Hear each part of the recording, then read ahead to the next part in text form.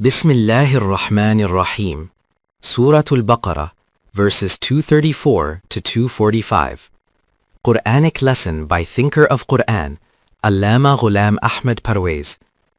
Dear brothers, today is June 15th, 1969, and we begin the Quranic lessons with Surah Al-Baqarah, starting from verse 234. Widow's life and the commands of the Quran. You will recall that in the previous verses, Quranic commands and guidance regarding family life were being explained, concerning marriage, the dissolution of the marriage contract, called divorce, the waiting period, iddah, and breastfeeding, rada'a. These instructions continue further. Now verse 234 is before us. وَالَّذِينَ يُتَوَفَّوْنَ مِنْكُمْ وَيَذَرُونَ أَزْوَاجًا يَتَرَبَّصْنَ بِأَنفُسِهِنَّ أَرْبَعَةَ أَشْهُرٍ وَعَشْرًا فَإِذَا بَلَغْنَ أَجَلَهُنَّ فلا جناح عليكم فيما فعلن في أنفسهن بالمعروف والله بما تعملون خبير. 234. Previously, the matter concerned divorced women. Now it is about widows. The Quran says that if any of you die and leave behind wives, then the waiting period, iddah, for widows is 4 months and 10 days. In the case of divorce, the Quran had already stated that if the woman is pregnant, then her waiting period extends until delivery. For widows, this is not explicitly mentioned, but by inference from what was said about divorce, we understand that if the widow is pregnant, her waiting period will also extend until childbirth. Thus, when she completes her waiting period, she is free. As I mentioned earlier, just as the Quran grants men authority in matters of marriage and divorce according to law, it equally empowers women to make their own decisions. There is no distinction between them in this regard. In the case of a widow, the Quran says that once she has completed her waiting period, iddah, whatever decision she makes for herself should not be obstructed unnecessarily. The responsibility does not fall upon others. She herself is authorized to decide. However, her decision must be bil ma'ruf, in accordance with Quranic principles and standards of fairness. Thus, whatever choice she makes for her future, others should not impose barriers. They will not be accountable for her decisions. She is independent in her own matters, and God is fully aware of all that you say and do. The foundation of these commands is clear. The Quran establishes equality, dignity, and autonomy for women, ensuring that their choices are respected within the framework of divine law. Qurans focus on the source of human action. As I mentioned, the Quran does not merely look at what appears outwardly in human behavior. Its gaze is fixed on the very source of action, the heart, the intention, the will. These are the true origins of human conduct. By addressing the inner source, the Quran brings human character under control at its root. The driving force behind all deeds is the motivating impulse within, and it is this fountainhead that the Quran seeks to purify and transform. When change occurs there, human actions naturally change as well. That is why you will notice that even when the verses appear to be purely legal in nature, their foundation lies in reshaping the inner state of man. The laws are not mechanical restrictions. They are designed to cultivate sincerity of intention and purity of motive, so that outward conduct flows from a transformed inner self. Making righteous action a habit through belief in retribution. Dear brothers, obedience to laws can be mechanical, and usually it is. But the Quran does not want obedience to be mechanical, ritualistic, unconscious, or forced by tyranny. It wants you to feel the wisdom of these commands deep within your heart, to believe in their truth with full insight. The best way to make righteous action your habit is to accept the reality of the law of mukafate amal, the law of retribution.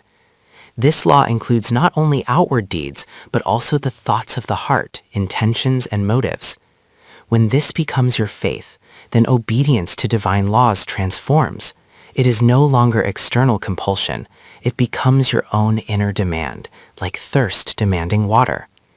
In that state, following the law is not mechanical. It is not coercion or oppression. It is the natural fulfillment of an inner urge. You feel within yourself, I must do this, and when you act accordingly, that inner demand is satisfied. The Quran desires obedience in this way, that its laws become your own inner requirement, just as drinking water is the fulfillment of thirst. The word thought means to bow willingly, like a ripe date falling from the tree without being shaken. This is how the Arabs used the word. Such is the beauty of this language and the depth of Quranic guidance. Mechanical obedience to law cannot create a heavenly environment. When you drink water and thirst, you are obeying the demand of your own inner need. The Quran wants obedience to its laws in the same way, arising from within, not imposed from outside. This is not mechanical obedience.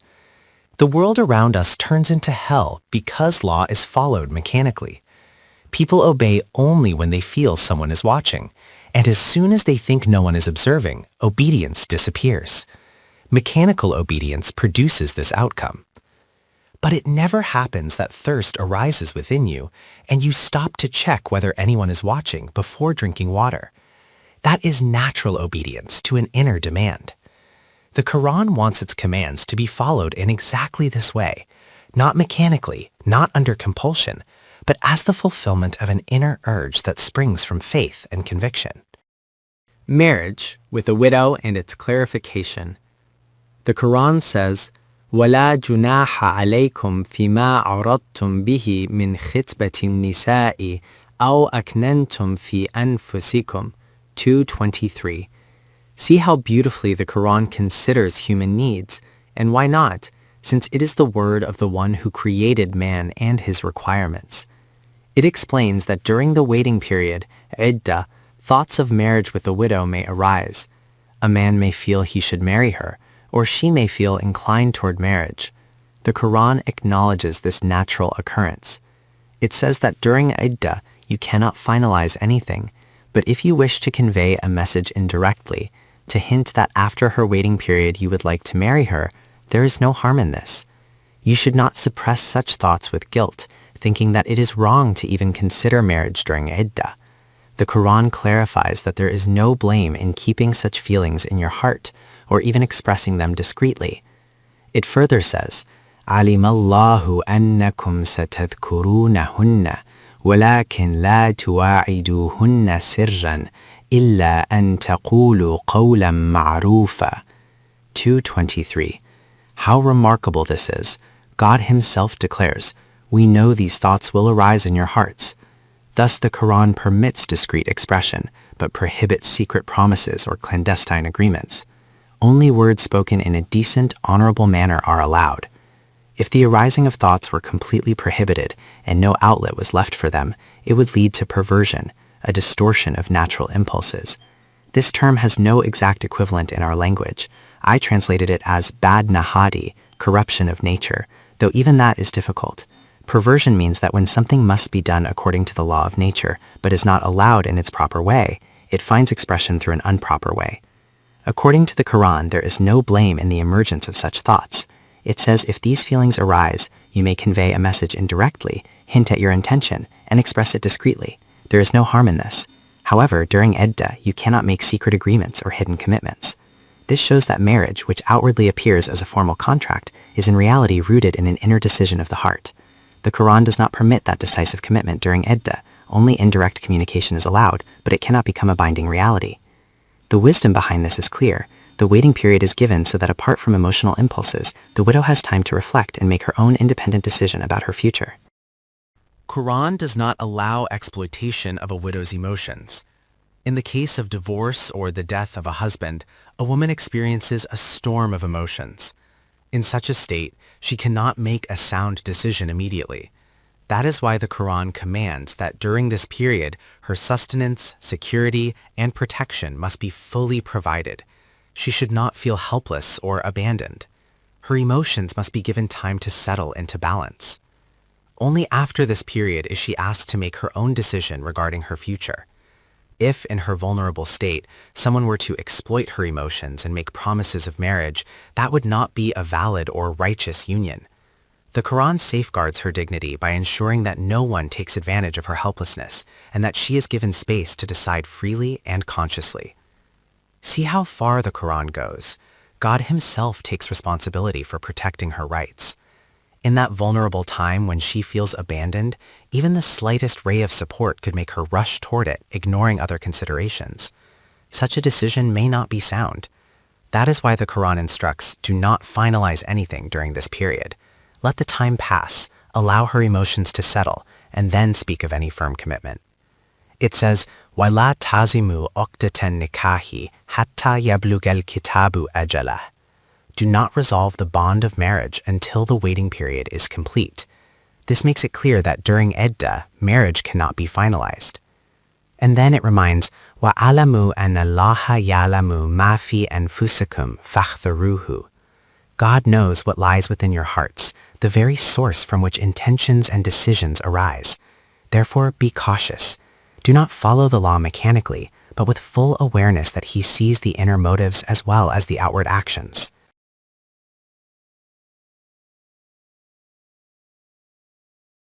Quranic meaning of Halim. The verse says, وَعْلَمُوا أَنَّ اللَّهَ غَفُورٌ حَلِيمٌ 2235. Remember, God provides protection, but He is also Halim. This word in Arabic carries a depth that is often misunderstood.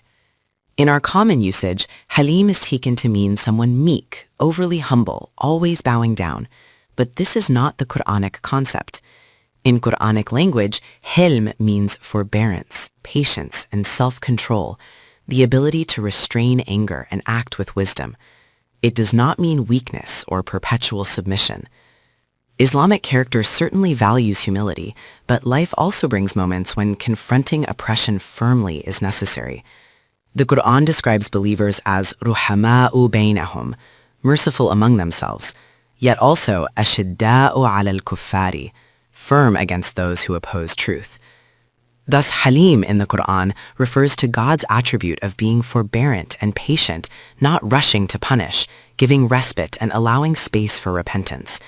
For humans, it is a quality of strength under control, not weakness. It is the balance between compassion and firmness, humility and dignity.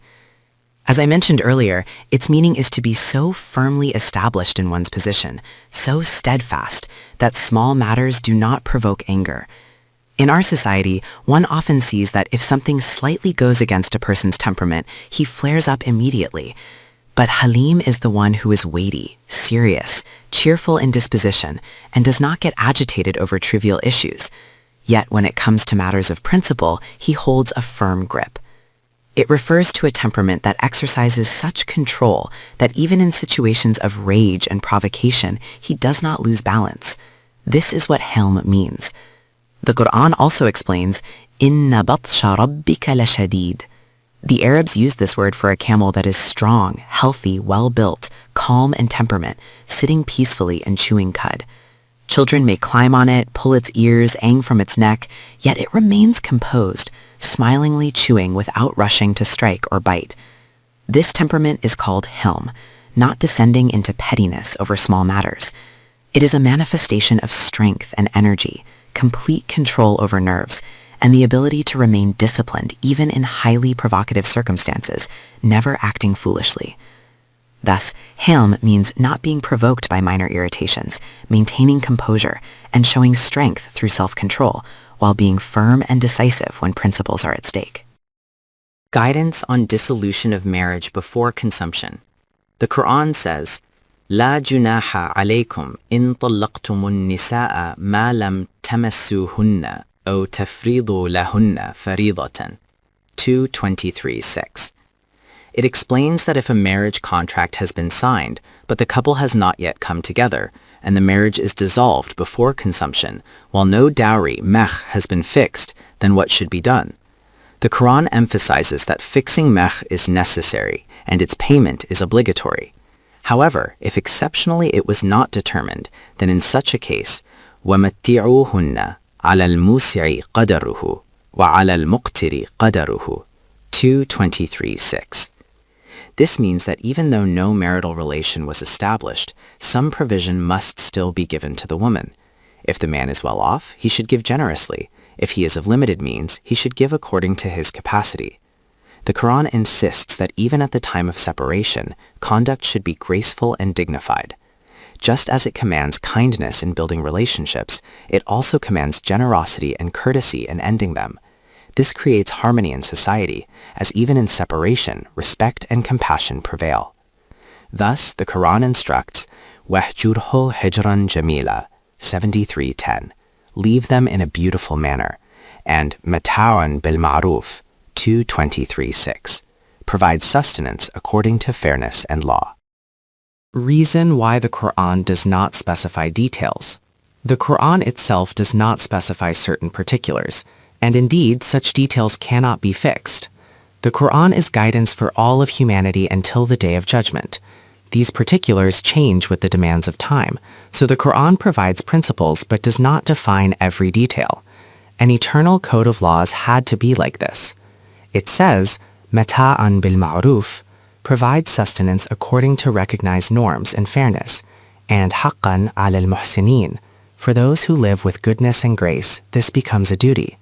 Thus, believers, muhsinin, are those who live life in a beautiful manner, and upon them it is obligatory to act with generosity and fairness, even in matters of separation.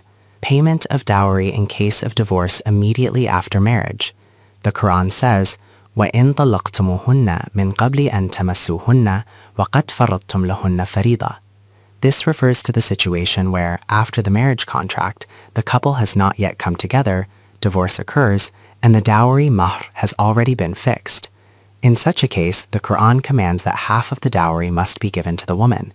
It adds, إِلَّا أَن يَعْفُونَ, unless the woman herself forgives it, either wholly or partially. At the very least, the man must present half of the dowry, and if she chooses to waive it, that is her decision. Then it says, أَوْ يَعْفُوَ الَّذِي بِيَدِهِ عُقْدَةُ النِّكَاحِ.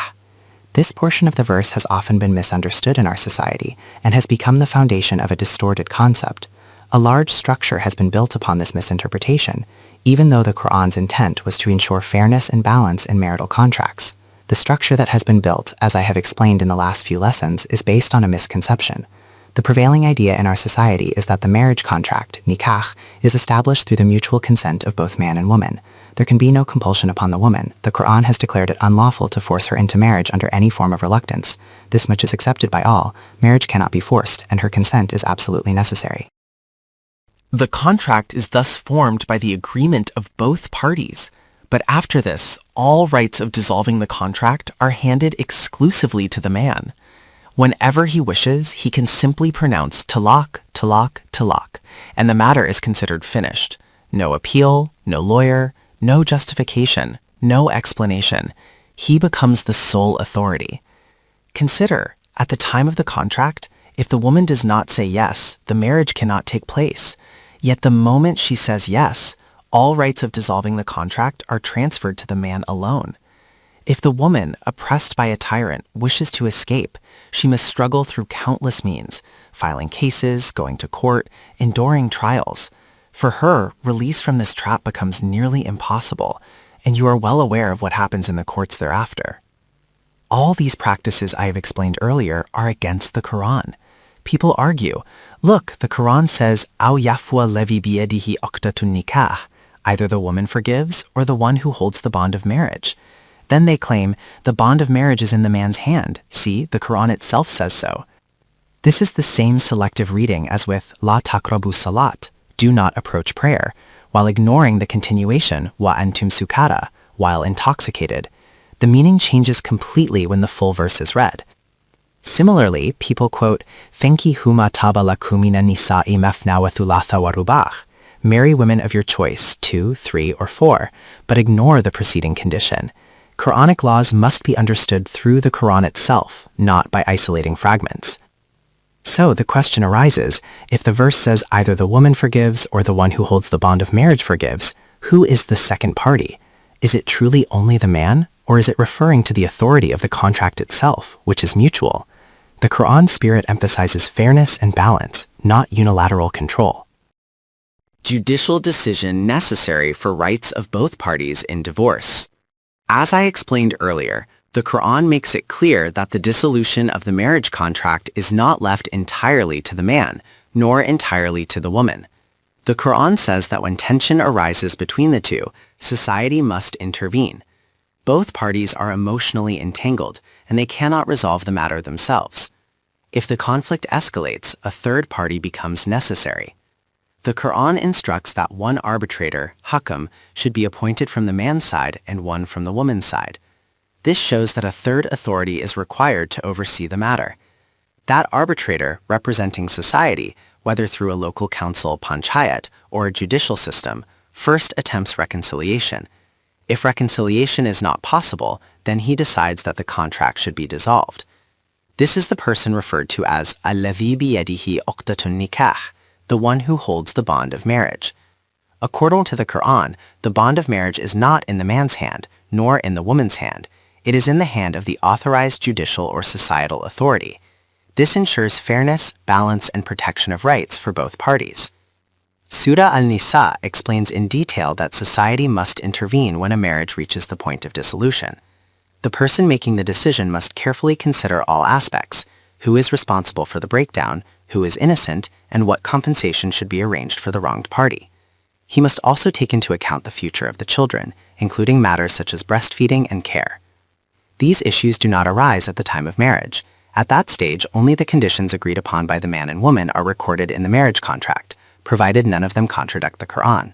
Society does not intervene in the contract itself, but in the case of dissolution, it is not limited to the two individuals. There are wider responsibilities and rights that must be protected. Therefore, the Quran makes it clear that a third authority must handle these matters. This authority ensures justice, protects the rights of all involved, and oversees the process of separation. This is the Quran's guidance. My dear friends, this is the one who must give the decision after attempting reconciliation. If reconciliation proves impossible, then he declares the contract void. But while doing so, he must carefully examine all circumstances. He must ensure that the law is not abused. For example, if the matter arises from the woman's side, he must see that she is not misusing the law by taking her dowry, say 2,000 or 10,000 rupees, and then immediately rejecting the marriage to demand more elsewhere. Likewise, if the man is guilty of injustice, divorcing her while withholding what was due, or confiscating all that was given without payment, then he must intervene. This authority must also decide on the rights of children, including the care and protection of any child born and the arrangements for breastfeeding. The Quran goes this far in safeguarding justice. It is this third person, call him an arbitrator, a judge, or a counsel, who holds the bond of marriage in his hand. Either the woman herself forgives, or this authority, after examining the situation, decides what reduction or adjustment should be made. Or alternatively, the man himself may act with generosity and fairness.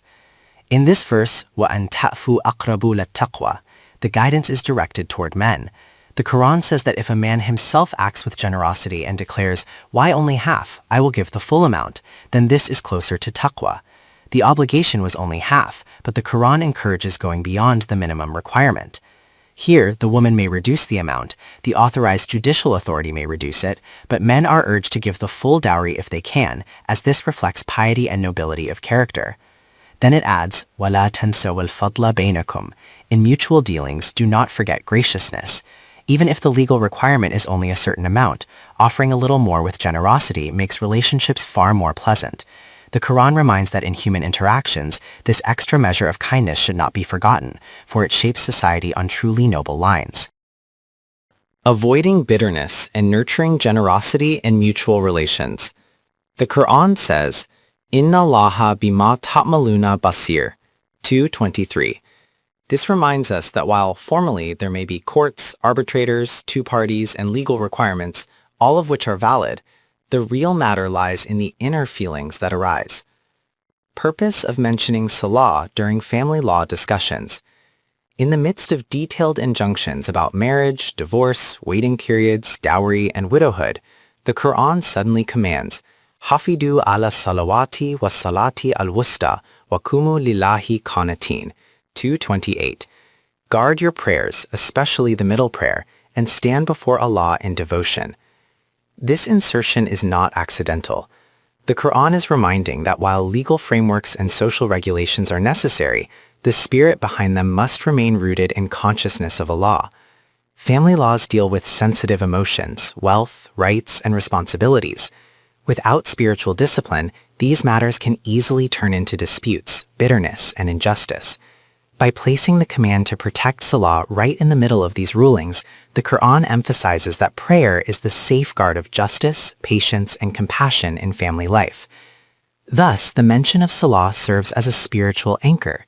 It ensures that while dealing with dowry, divorce, or custody, believers remain connected to Allah, act with integrity, and avoid turning mutual dealings into arenas of revenge or exploitation. The reminder of prayer in this context highlights that true balance in family matters comes only when the heart is disciplined through devotion to Allah. Determining the meaning of salah through tasrif al-ayat.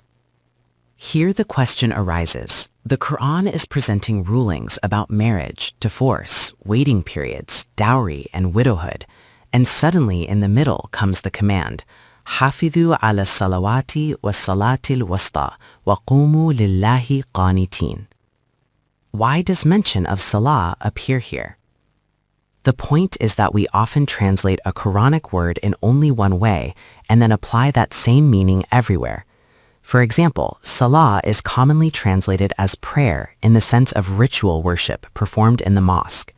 That is indeed one meaning, but it is not the only meaning.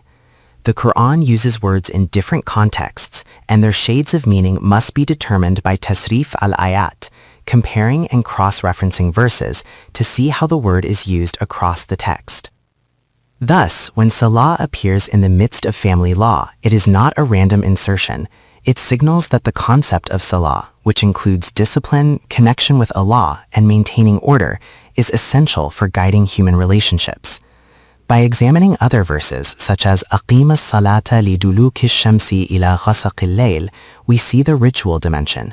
But here, in the context of social dealings, salah emphasizes safeguarding the spirit of justice, devotion, and obedience to Allah within family matters.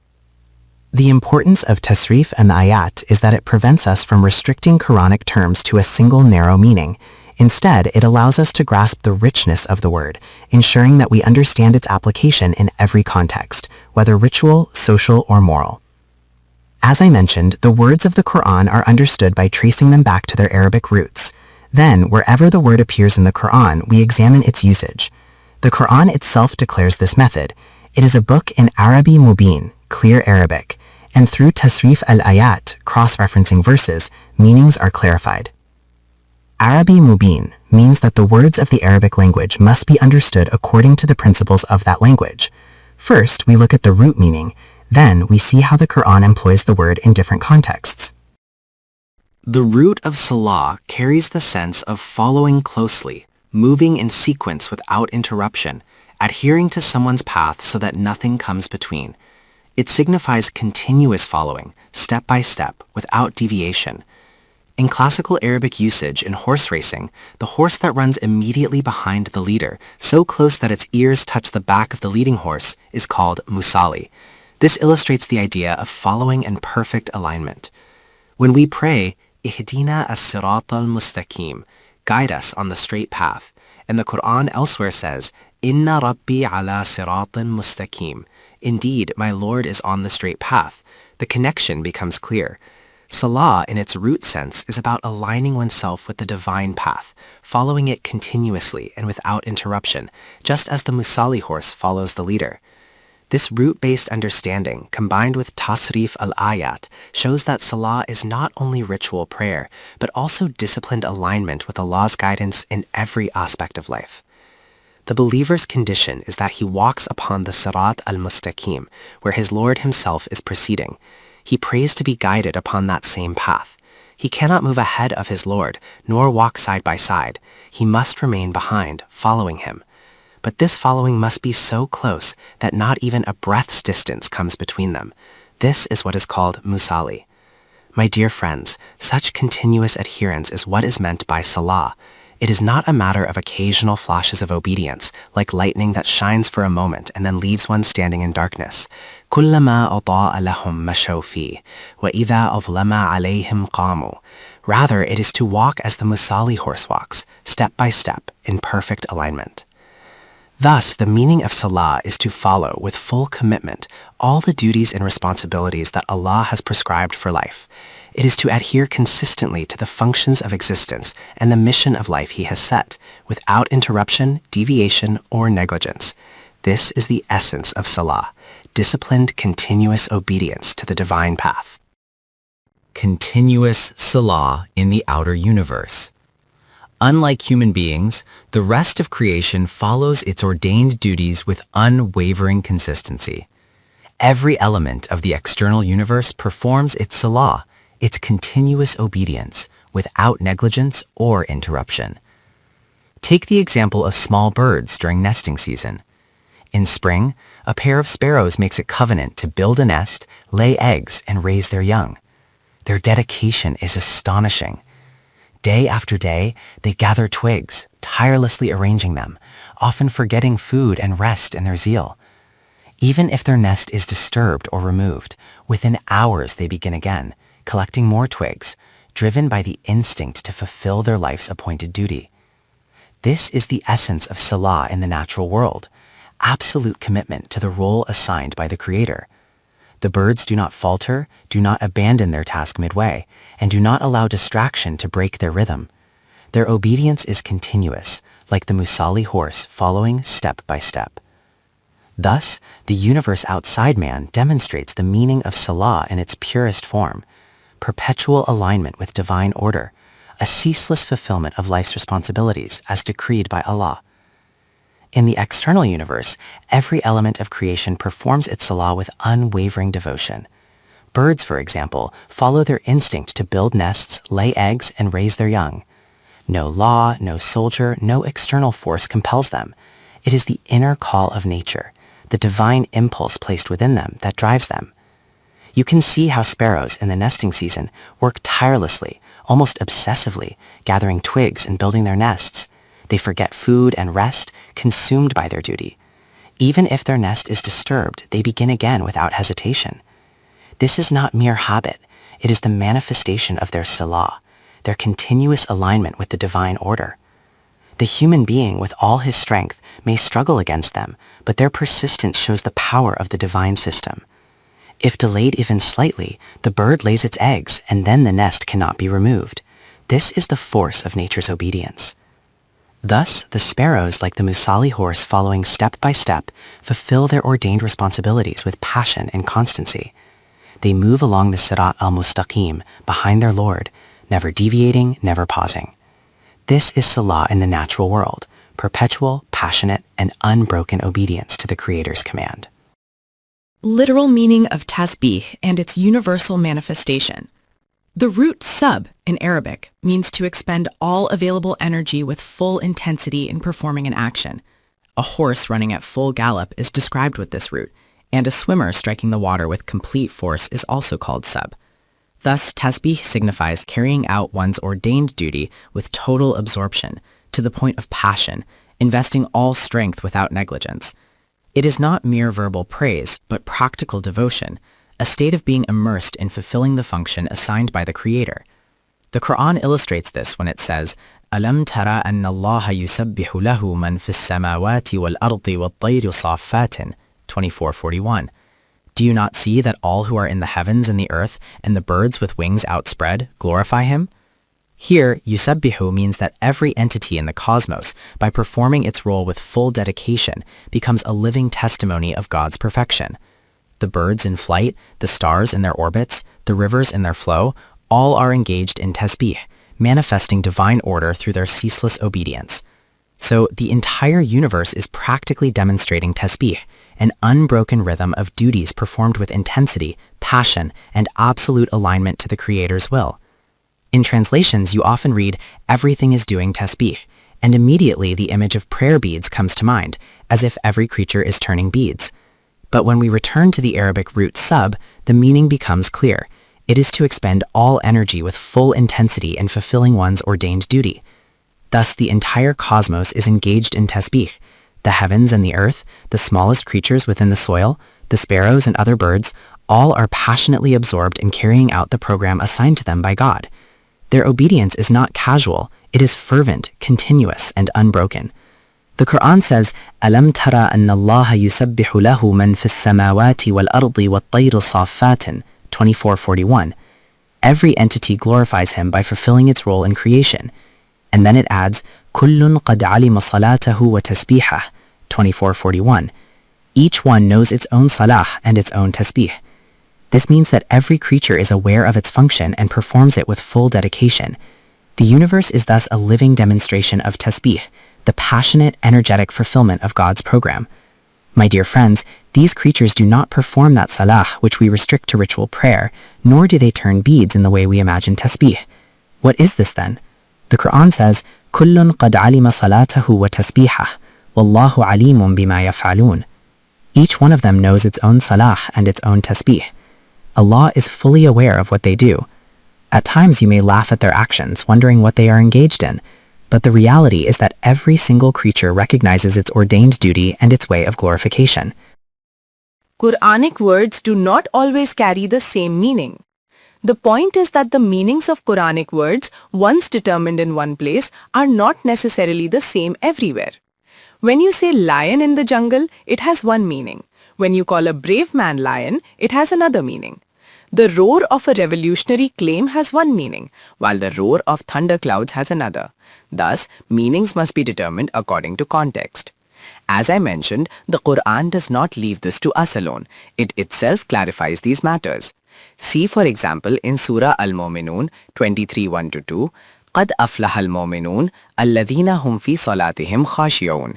Successful indeed are the believers, those who are humble in their salah. Here, salah is described with humility. Further ahead in verse 9, after listing their qualities, it says, وَالَّذِينَ هُمْ عَلَى صَلَوَاتِهِمْ يُحَافِظُونَ, and those who guard their salah. Thus, the same word salah appears with different shades of meaning, in one place emphasizing humility, in another emphasizing protection and consistency. The word salah is always translated as prayer. In our practice, the word salah is always translated as prayer. Thus, it is rendered, they show humility in their prayers, they guard their prayers. But within the same surah, across 4 or 5 verses, this does not fully make sense. Here, salah is what I explained earlier, the collective salah, the alignment with duties. In between, their duties are listed, their responsibilities are described, and then it is said they guard their appointed duties. The point is that the word salah cannot everywhere be translated simply as prayer. In these contexts, it refers to the ordained responsibilities of life. Central duty of Salat. The Quran, while listing responsibilities in family life, reminds, these are your duties, remember them. It emphasizes that they are not to be carried out formally or superficially. Hafidu ala salawat. Safeguard your ordained responsibilities. But within this comes a central point. What is the core duty? The verse specifies, was-salati al-wusta, the central duty. If you keep this central obligation in view, you will be able to safeguard all other duties. And that central duty is expressed as, وَقُومُوا لِلَّهِ قَانِتِينَ. Stand before Allah in obedience, making yourself submissive for the fulfillment of His commands. This is the axis, obedience to Allah. Around this axis lies the circumference, all other duties and responsibilities of life. The center is submission, and the circle is the protection of all functions of life that radiate from it.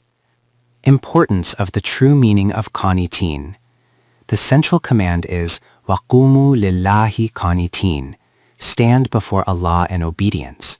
The word qanitin is profound. We often translate it simply as obedient, but Arabic is far richer in nuance. In the desert life of the Arabs, water was precious.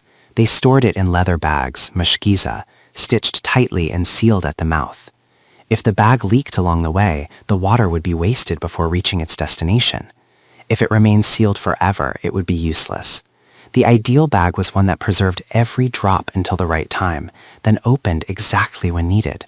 Such a vessel was called ghanet, one that safeguards its resources, never wasting them, and releases them only at the proper moment. This is the essence of Salat al-Wusta, the central duty. Preserve all your capacities, energies, talents, and abilities. Do not squander them in vain pursuits, nor withhold them when the time comes to fulfill divine responsibilities. The true meaning of qanitin is disciplined preservation and purposeful release of one's powers in obedience to Allah. This is your most precious possession. Not a single drop should be wasted in vain, nor should you become miserly by keeping it sealed only for yourself. The command is that when the time comes to expend these resources, you must bring them forth. If it is wealth, give it all. If it is life, place it on your palm.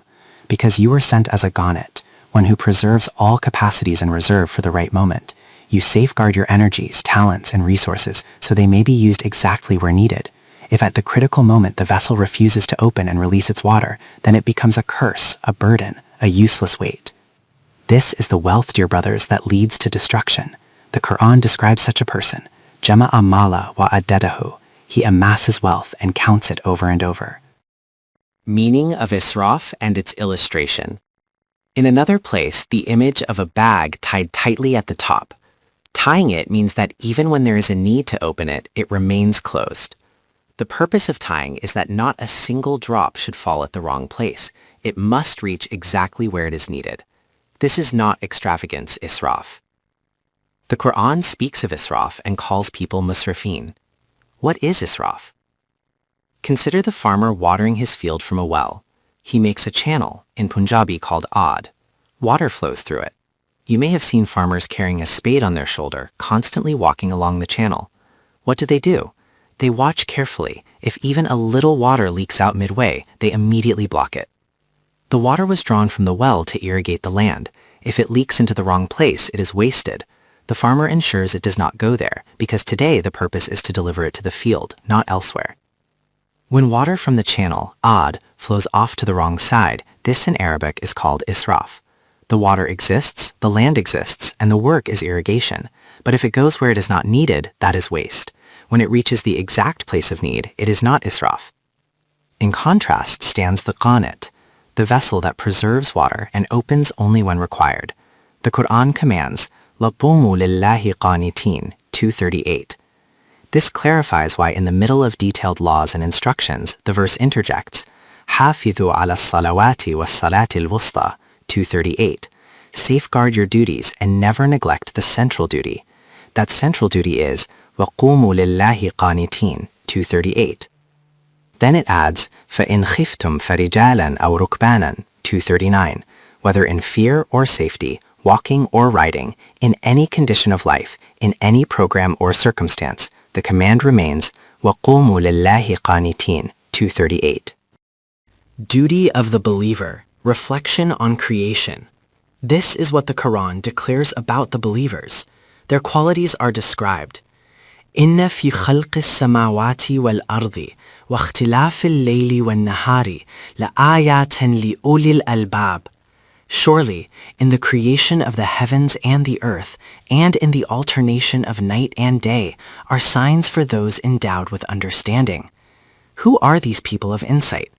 The Quran explains, الَّذِينَ يَذْكُرُونَ اللَّهَ قِيَامًا وَقُعُودًا وَعَلَى جُنُوبِهِمْ وَيَتَفَكَّرُونَ.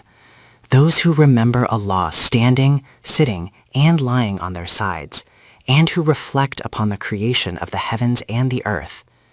They analyze every phenomenon, scientifically examining the order of the universe, and then reach the conclusion, رَبَّنَا مَا خَلَقْتَ هَذَا بَاطِلًا. Our Lord, you have not created this in vain. Quranic meaning of dhikr and the state of those who remember. Dear brothers, this is what dhikr truly means in the Quran. الَّذِينَ يَذْكُرُونَ اللَّهَ. In our usage today, the meaning of dhikr has shifted, but the Quran explains it as keeping the divine reality constantly before oneself. Thus, remembering Allah means that whether standing, sitting, or lying down, they always keep God's law in view. Dhikr is to hold a truth before your eyes at all times. This is the same essence expressed in وَقُومُوا لِلَّهِ قَانِتِينَ. Remain obedient to Allah in every condition. Whether in fear or safety, walking or riding, فَإِنْ خِفْتُمْ فَرِجَالًا أَوْ رُكْبَانًا. In any state of life, do not neglect this obedience. And when peace returns, فَإِلَا أَمِنْتُمْ فَاذْكُرُوا اللَّهَ كَمَا عَلَّمَكُمْ مَا لَمْ تَكُونُوا تَعْلَمُونَ. Then guard and bring forth God's laws as you have been taught. Life itself is defined by this submission. فَلَا تَمُوتُنَّ إِلَّا وَأَنْتُمْ مُسْلِمُونَ. Do not die except in a state of submission. And immediately after, the Quran connects this principle to practical life. وَالَّذِينَ يَتَوَفَّوْنَ مِنْكُمْ وَيَذَرُونَ أَزْوَاجًا. Those among you who die and leave behind widows. See how seamlessly the Quran ties reflection, obedience, and social responsibilities together. Status of the Quran and what God declares. I had mentioned earlier that in our society, All possible flaws and deficiencies are attributed to this divine book, God forbid. People say it is vague, ambiguous, difficult to understand, that one verse requires 18 sciences to interpret, that it lacks coherence, and that anyone can derive whatever meaning they wish from it. Think about it, dear friends. If someone said this about one of my own writings, that it is incoherent, ambiguous, and meaningless, I would throw it away and never pick up the pen again. But this is the book of the Creator of the universe, revealed after thousands upon thousands of years of guidance and development. He declares it to be his final composition, his last word, after which nothing more will be given. As the saying goes, Dora kashid dust as kalam kashid. He wrote and then laid down the pen. This is the book about which people claim there is no coherence. Truly, as the poet said, Tere dimag mein but khana ho to kya kehe. If the mind itself is a temple of idols, what can one say? They allege it lacks coherence. How astonishing. The Quran as a string of cosmic order. Dear friends, those who have truly seen the coherence of the Quran recognize that it resembles the universe itself. Every word is like a particle of creation, strung together into a perfect necklace. Look at the world. People in New York can communicate with astronauts on the moon, exchanging words and images. This is the power of connection. As the poet says, Lahu khurshid ka tapke agar zarre ka dil chire. The entire cosmos is built upon coherence. If for even a fraction of a second or the smallest unit of space there were disconnection, the whole system would collapse. Everything runs on order and harmony, but because our own lives are disordered, we perceive disorder everywhere. It is the disarray of our minds that blinds us to the coherence within the Quran. Mare saki ne ata ki hai main bedard o saaf rang, jo kuch dekhte ho mere paimane ka. Human life and the perception of disorder. In truth, it is a person's own life of shirk that makes Quranic teaching appear incoherent. The unfortunate one, holding a colorful cup, claims the wine itself is colored, but it is only the tint of his vessel spilling into it. If you take a pure vessel, you will see the drink is clear. So cultivate coherence within yourself. What is coherence? It is faith in Tawheed. Dear brothers, shirk breeds disconnection. With countless idols lodged in the mind, one cannot find unity. The life of a servant serving two masters has no order. Think of a servant caught between husband and wife with clashing temperaments. His life becomes entangled, confused, and restless. That is what happens when inner coherence is lost.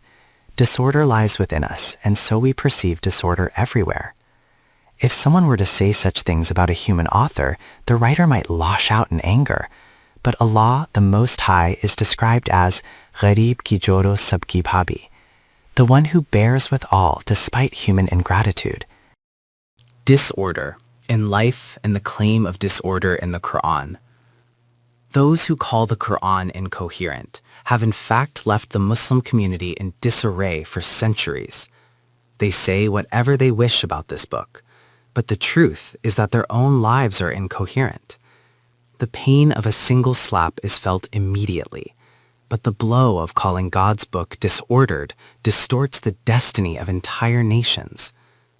Dear friends, the lives of such people are themselves without order, and their history is a record of disconnection, except for those brief periods when Tawheed brought coherence and unity.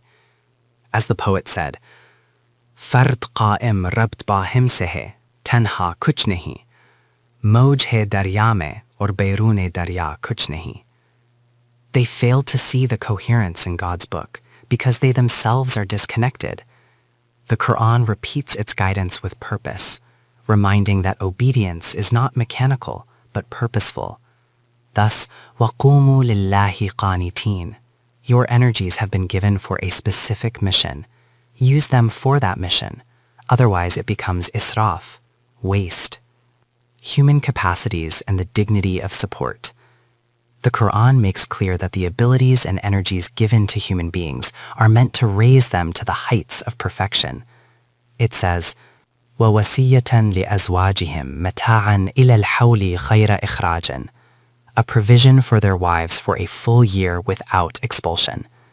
This is beyond the widow's rightful share of inheritance. It is a reminder not to neglect mutual kindness. The Quran insists that for a year, arrangements for her livelihood must be made in addition to what she will receive later. Why? Because she may suddenly find herself without support. The land may be leased out, the harvest may not come until the next season, and she could be left vulnerable immediately. Dear friends, remember this. The Quran does not want any human being to be left without support in life. The moment someone becomes helpless, their dignity as a human being is diminished. The widow must never feel abandoned or dishonored. This is the Quran's insistence that humanity is safeguarded by ensuring no one is left with care. Divine mercy and the widow's dignity. The merciful God does not wish to see any human being left without support. The Quran commands, وَسِيَّةً لِأَزْوَاجِهِمْ مَتَاعًا إِلَى الْحَوْلِ خَيْرَ إِخْرَاجٍ 240. That provision for a widow should be ensured for a full year so that she continues to live in the same manner as before. If she herself chooses to leave, the verse clarifies, فَإِنْ خَرَجْنَا فَلَا جُنَاحَ عَلَيْكُمْ فِيمَا فَعَلْنَا فِي أَنفُسِهِنَّ مِنْ مَعْرُوفٍ 240. There is no blame upon you. She is free to decide for herself. You are not her rulers or overseers. The verse concludes, وَاللَّهُ عَزِيزٌ حَكِيمٌ 240. Allah is mighty, having given such a law, and wise, for he did not bind her in compulsion to remain confined for a year. Rather, he established a principle of care rooted in wisdom, ensuring dignity, freedom, and support for the vulnerable. Justice and grace in divine law. The Quran teaches that both justice, adl, and grace, fadl, must be accepted in obedience. If a divorced woman wishes to leave, she may do so freely. The Quran commands, وَلِلْمُطَلَّقَاتِ مَتَاعٌ بِالْمَعْرُوفِ حَقًّا عَلَى الْمُتَّقِينَ 241. For divorced women, provide livelihood according to what is fair and customary. This is a duty upon the God-conscious. Justice requires that what is due, such as the dowry, mahr, and what was given, must be honored. But the Quran goes further. It insists on fadl, generosity beyond formal obligation. This too is a binding duty upon the righteous. Thus, law is not mere formality. It is fulfilled by justice, but perfected by grace. The Quran concludes, كَذَلِكَ يُبَيِّنُ اللَّهُ لَكُمْ آيَاتِهِ لَعَلَّكُمْ تَعْقِلُونَ 242. In this way, Allah makes His commands clear to you, so that you may use reason and understand. Those who claim the Quran is ambiguous overlook how plainly it sets forth its guidance, combining justice with compassion to safeguard human dignity. The path to paradise and the test of struggle. Dear friends, the Quran makes it clear, أَمْ حَسِبْتُمْ أَن تَدْخُلُوا الْجَنَّةَ وَلَمَّا يَأْتِكُمْ مَثَلُ الَّذِينَ خَلَوْا مِنْ قَبْلِكُمْ. Do you think you will enter paradise without passing through the trials faced by those before you?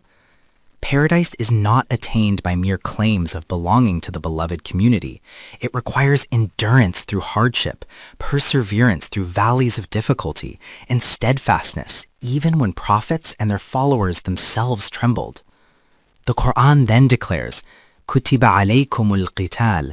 Fighting has been prescribed for you. This is not a community of mere ritualists, but of people prepared for struggle, ready to defend truth and justice. And yet, this readiness is only possible if the home life is stable and peaceful. If all strength is consumed within domestic discord, what energy remains for the greater struggle? That is why the Quran insists on safeguarding energies, the qaniteen, like water preserved in a vessel, not wasted daily, but reserved for the decisive moment. Just as one cannot see the panorama from the mountain's peak without climbing its steep slopes, so too the vision of paradise cannot be attained without enduring the climb of trials, sacrifices, and disciplined obedience. The Quran emphasizes that only a nation whose everyday life, especially family life, is marked by peace and balance can truly rise to the challenges of struggle.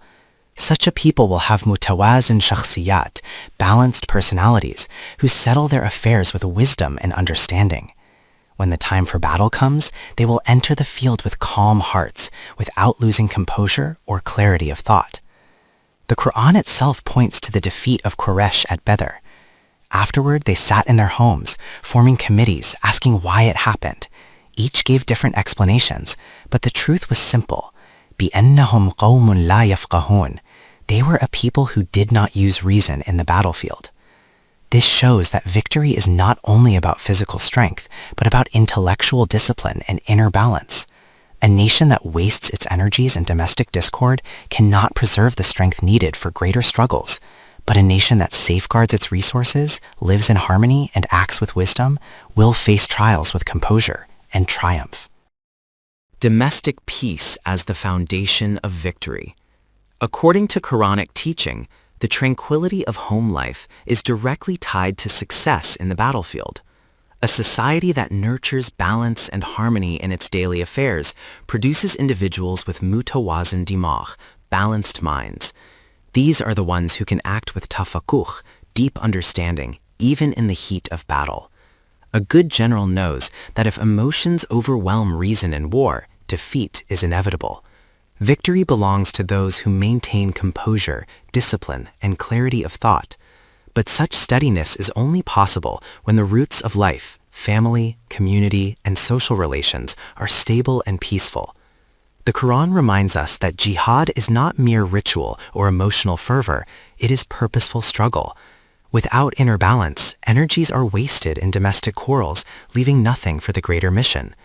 Thus, the path to triumph in war begins at home, a life of peace, wisdom, and moderation that equips believers to feast the battlefield with calm strength and unwavering resolve.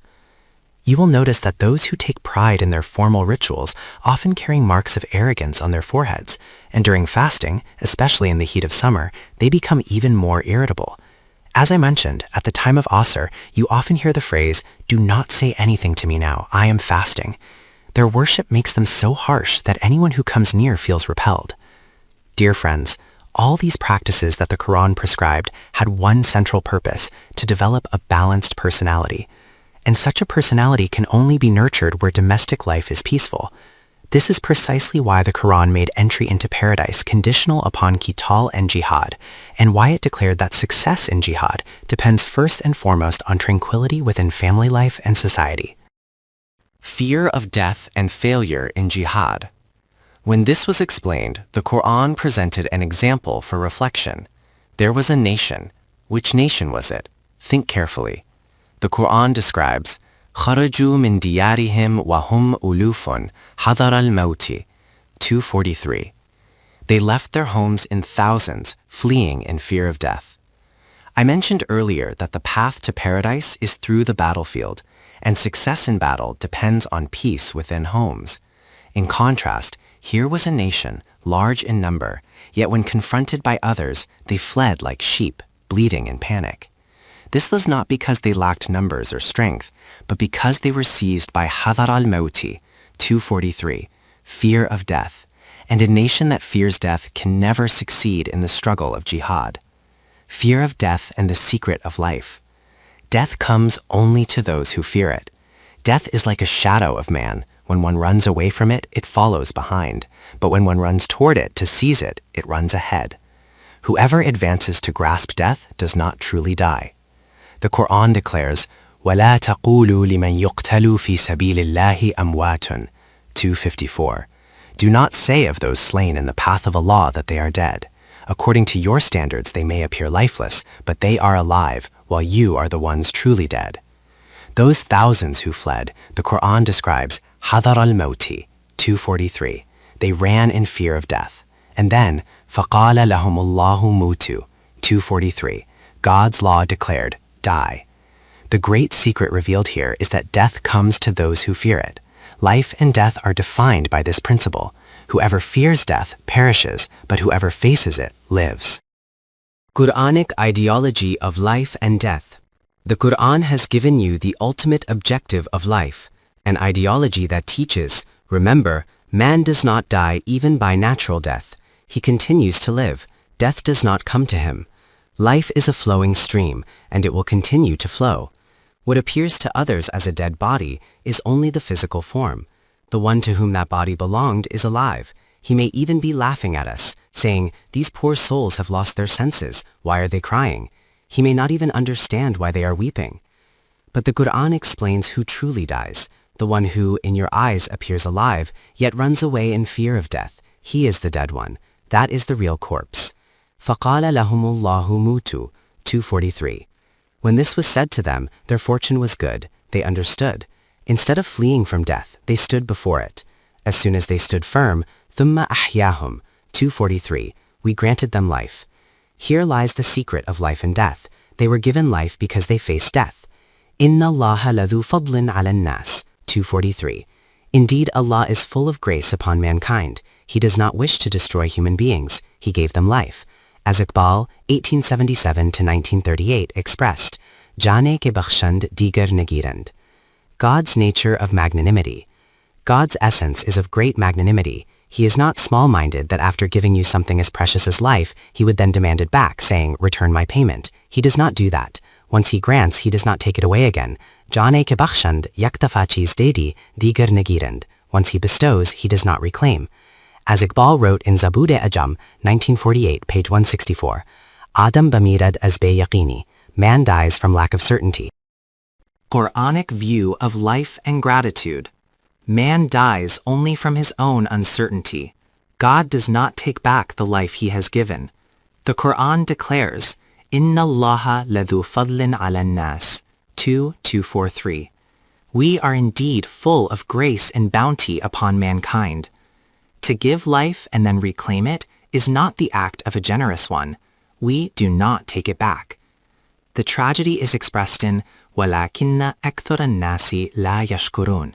Most people do not appreciate this gift. They do not show gratitude, nor do they understand how man truly dies. Philosophy of Jihad. Remember, let me reveal to you the secret of life. وَقَاتِلُوا فِي سَبِيلِ اللَّهِ 2:244. Fight, but not in every kind of war, not for exploiting the weak, the oppressed, or the powerless, not for draining the blood of subjugated nations. Rather, وَقَاتِلُوا فِي سَبِيلِ اللَّهِ 2:244. Now you will understand, dear brothers, what the Quran means when it says Sabilillah. It signifies that in the path of God, if you act for the benefit of an individual, a family, a nation, a group, or a race, it is attributed to them as being for their sake. Thus, the philosophy of jihad is not conquest or domination, but the eradication of oppression on a universal scale. Meaning of fi sabilillah. When you act for the universal benefit of humanity, God declares that you have done it for Him. The Quran says, وَقَاتِلُوا فِي سَبِيلِ اللَّهِ 2:244. Rise for battle, but in the path of God, meaning for the welfare of mankind. This is not my interpretation, it is the Quran itself. In Surah Al-Hajj 22:39, permission for battle was first granted. It says, now you are allowed to go forth into the battlefield. For what purpose? The Quran explains in 22:40, if such action were not taken, rebellious groups would overwhelm the world to the extent that churches of Christians, synagogues of Jews, monks' cells, your mosques, and all places of worship would no longer remain safe. In 475, the oppressed inhabitants of towns cry out, "O God, provide us deliverance from the hands of these tyrants. Send us a helper from yourself." The Quran says, do you not hear? They are calling upon us, and yet you sit silently. One might say, but they are calling upon you. The Quran responds, when the oppressed call upon us, it is our army that hears their cry. You are Hizb Allah, the party of God. Dear friends, when danger comes upon a state and someone cries out for help, who responds to that call? It is your Hizb, your companions, your comrades, your fellow soldiers. They are the ones who rise and stand at the frontier, answering the call. The Quran says, do you not hear? They are calling upon us, yet you remain seated? One might ask, O Allah, you possess infinite power. With a single command, you could annihilate the enemy nation. But the Quran makes it clear, this is not how divine law operates. Every state maintains its own army. God's system is that nations must organize, discipline, and defend themselves. The cry of the oppressed reaches God, but its answer comes through his people, the Hizballah, who stand as the defenders of justice. In our state, too, there is an army. O community of believers, you are our army. With you is our promise, لَأَغْلِبَنَّ أَنَا وَرُسُلِي. The army with which we and our messengers stand will surely prevail. This is our pledge, but the action must be yours in the battlefield. That is why it is said, وَقَاتِلُوا فِي سَبِيلِ اللَّهِ, and also, وَأَعْلَمُوا أَنَّ اللَّهَ سَمِيعٌ عَلِيمٌ. He is the one who hears the cries and knows the states of hearts. Yet beyond life itself, other needs arise. The Quran declares, مَنْ ذَا الَّذِي يُقْرِضُ اللَّهَ قِرْضًا حَسَنًا فَيُضَاعِفَهُ لَهُ أَضْعَافًا كَثِيرًا. Offer wealth to God as a loan. Remarkably, he does not demand taxes, nor seize by force. He says, give a loan, a goodly loan. Deal with us and see. If we were to take even a single coin of the principal, it would be forbidden. But for the qard hasana that you give, we promise to return it multiplied many times over. For riba, or usury, the Quran in 3129 uses adafa mudafatan and declares it strictly forbidden. But when man helps another through a loan, it becomes a means of divine multiplication and blessing. The Quran makes it clear that if one takes even a single coin beyond the principal and a loan, it is considered a grave crime, an open declaration of war against God and his messenger. Instead, God says, give a loan, give us a loan, and see how we return it to you multiplied many times over. To explain this multiplication, consider the example of ruminant animals. They need food constantly. As they move, they snatch mouthfuls here and there, but if they were to chew and swallow each morsel as we do, they would starve. Their system stores what they eat in a special chamber. Later, they sit down, bring up a large lump from that store, chew it thoroughly, mix it with saliva, and grind it until it becomes digestible. That small lump, which seemed to yield little at first, now becomes fully transformed into nourishment, absorbed into the body. This is how the Quran illustrates divine multiplication. What you give as qard hasana, a goodly loan, may appear small, but when returned by God, it is processed, expanded, and transformed into abundant reward, far beyond its original measure. Meaning of giving loan to God and its result. This process of turning raw fodder into nourishment through rumination is what the Arabic language calls qard. God says, give it to us. This is your raw material, lying unused, of no benefit. It is like the grass you have gathered. Hand it over to us. After rumination, we will return it to you in a transformed state. Notice that it goes back into the same stomach, but compare its condition before and after. Initially, it was a burden, a weight, even harmful if left unchanged. But once returned, every particle of it becomes part of the body. If it had remained as it was, the animal would have fallen ill. Yet after being processed and given back, it becomes flowing blood within the body, life itself. So God says, give us a loan, then see how we return it to you. What was once a raw burden will come back as vitality coursing through the veins of society. This is what, dear friends, is called qard hasana. Nature of qard hasana in human society. As I mentioned earlier, in our culture too, there is something called qard hasana. Do you know its definition? It is said that when the lender asks for repayment, the borrower simply smiles and says, this is qard hasana, a loan of laughter. In other words, there is no intention of returning it. But when money is borrowed from a bank, you know that after a month 6% or 10% interest will be added. If borrowed from a moneylender, the burden is heavier still. And if taken from a patan, you already know the consequences. Yet there is one kind of loan, qard hasana, where the lender does not take even a single coin beyond the principal. In worldly dealings, this often means no expectation of repayment. But God's qard hasana is different. He promises to return it, not only in full, but multiplied. The Quran says, Wallahu yakbidu, 245, God takes. People also take, tyrant seize, but God too takes. Then, wayabsudu, 245, he expands and returns abundantly. Thus, wallahu yakbidu wayabsudu, he takes but he gives back in greater measure. And finally, wa ilayhi turja'un, 245, every step of yours ultimately returns to him. This is the divine principle of loan. What you give in sincerity, he transforms and multiplies, returning it as a blessing flowing through the fabric of society. The nation that does not give ard hasana perishes. Remember, if you desire life, keep yourselves ever ready to enter the battlefield. And before that, in times of peace, spend your wealth for this purpose. Whatever you give, do not think it is wasted, for you are lending to one who will return it multiplied many times over. The secret of life lies in this. The wealth you hold now, whether in the form of paper or pieces of metal, will return to you as part of the living body of society, flowing like blood through its veins. If you act in this way, you will gain life. If you do not, then destruction awaits. Come, let me tell you from history what happened to those who failed to do so. This account begins from verse 246 and continues further. It is an important episode from the life of Bani Israel, which we shall take up next time. For today, the lesson ends here. ربنا تقبل منا إنك أنت السميع العليم.